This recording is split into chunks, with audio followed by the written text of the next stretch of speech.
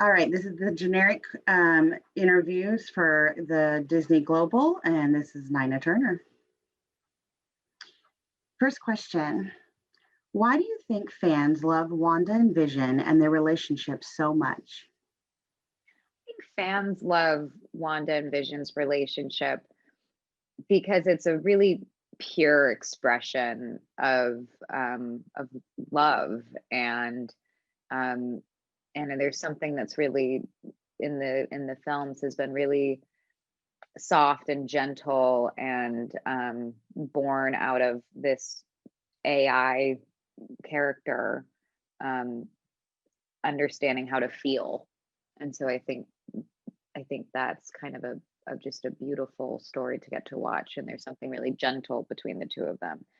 And now we get to launch them into a completely wild and different world and watch them be as normal as they can be in their wildest dreams. Yeah. Where do we find Wanda and Vision as this series kicks off? We find as the series kicks off, Wanda and Vision living in the suburbs as as two people in a relationship, and they are just trying to pass as normal as possible and hope that no one discovers their secret of being superheroes. What do you think when you first heard, what did you think when you first heard about the concept for WandaVision? When I first heard about the concept for WandaVision, it was with Kevin Feige and Lou Esposito, and I immediately just thought it was going to be a very fun and challenging way to tell a story. It's an amazing opportunity to kind of reinvent the wheel, and we get to challenge new audience members, hopefully, who don't know Marvel as well, and then we get to challenge our fans um, to watch a story unfold in a totally different way, but it is still 100% MCU through and through. Um, but yeah, I immediately fell in love with the idea the moment I heard it. How did you prepare for the classic sitcom style? The preparation for all the sitcoms was started with boot camp. It started with a Matt Shackman, our fearless director leader, boot camp with Jack Schaefer, our creator, and we, as an ensemble, as a cast, we watched every single direct reference for each decade, and so we kind of associated each episode with one sitcom, and we would watch those episodes together.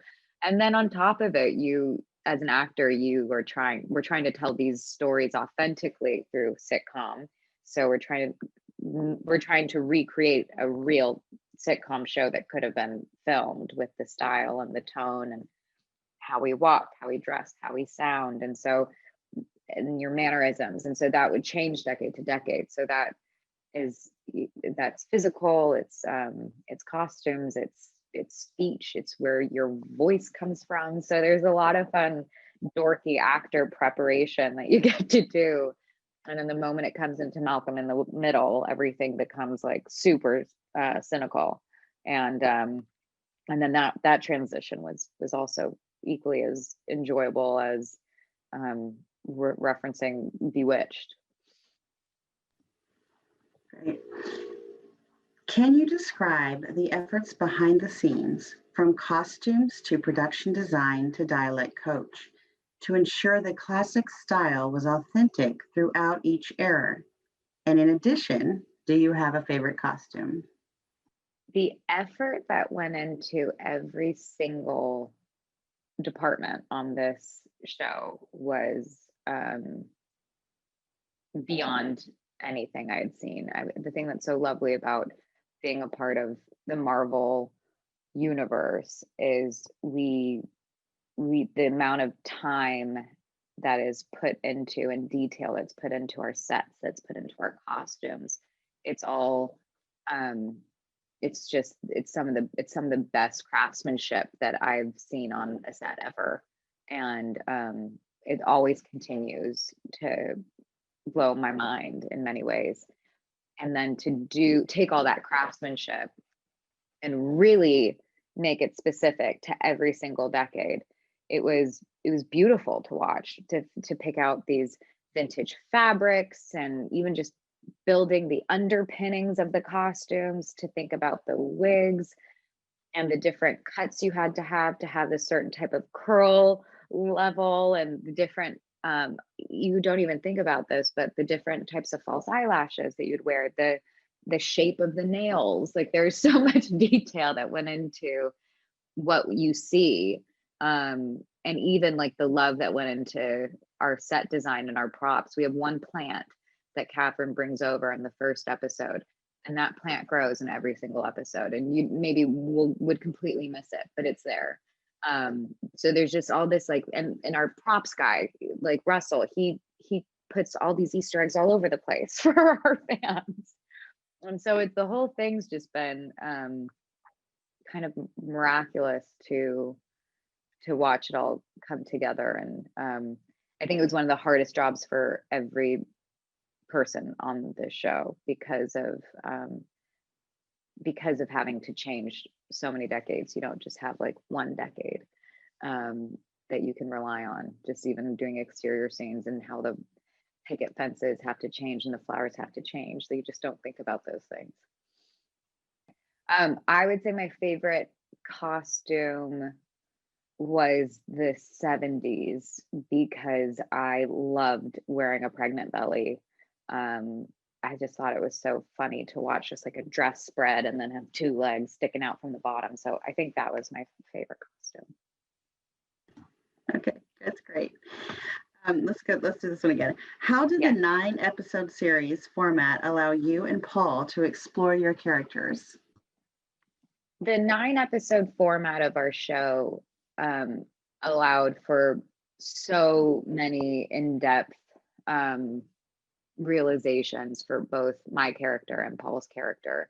And I truly believe that in from the first episode to the last episode, the whole fabric of this show is built on what we have already made. And so to get to kind of burst that open and get really specific with her life experiences and his throughout this show was really an incredible opportunity for both of us. And it allowed for us to complicate these characters even more than we've been able to.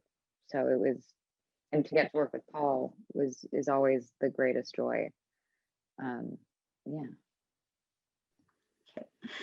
Describe the experience of shooting episode 1 in front of a live audience. The episode 1 being shot in front of a live audience was so terrifying, but it was so fun. There was so much adrenaline. It was a perfect way to thrust us into sitcom land. It really ripped the Band-Aid off. And it was complicated though, because it's not like theater. You're not playing to an audience, you're playing to the camera, but there is an audience that you kind of want to play to. So it confused my brain a bit, but it really launched us bravely into full throttle sitcom mode. And it's an experience I'll never have again, I don't think. So it was just I'll keep it close to me for a long time. You've touched on this a little bit, but can you talk about working with Paul for this series? Getting to work with Paul for this long has been so phenomenal. He and I think we both feel very lucky to have one another. We work very similarly, and we discovered that during Civil War. I asked him if he could run lines with me, or he asked me for something we were shooting next week, and we had both already memorized our scene. and that's not the norm. And so with this show, he and I were able to constantly communicate and plan. And Matt Shackman and Jack Schaefer were so welcoming of our ideas of what was already there. And he and I just like, that was just how our brains worked every morning, was just trying to plan for what was happening next week and how to do it or how to make it better or what we loved about it. And it's so much fun to get to work with someone who is as invested and excited, or even brings that out in you because of their own investment. And so it's a great experience getting to work with Paul, and also he's fun and funny and kind. And it's really important for us when we're the lead actors on a set for people to treat each other kindly, and hopefully that makes people enjoy their jobs and their lives more. And so I think we try to put that out in the crew every day as well. And I think it ended up being a really special experience for all of us, even with all of the crazy challenges that were thrown at us during filming. Thank you. That was great.